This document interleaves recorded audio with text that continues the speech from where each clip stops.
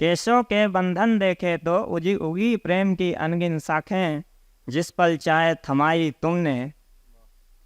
जिस पल चाहे थमाई तुमने मेरी, उसी समय से हाथी हम तुम एक हुए अब साथी, हम तुम एक हुए अब साथी।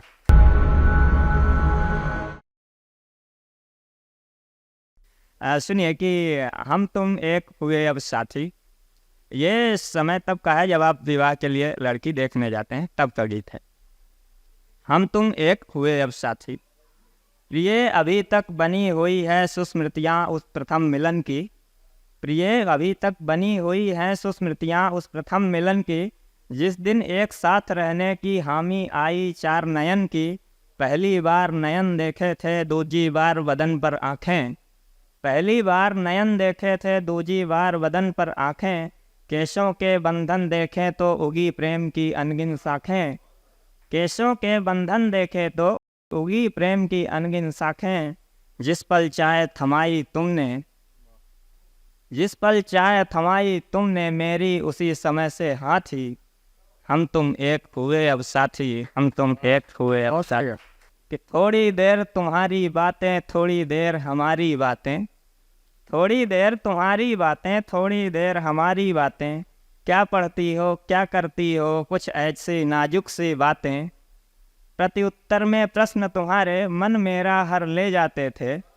प्रत्युत्तर में प्रश्न तुम्हारे मन मेरा हर ले जाते थे, ऐसा लगा कि पूर्व जन्म से दोनों के रिश्ते नाते थे,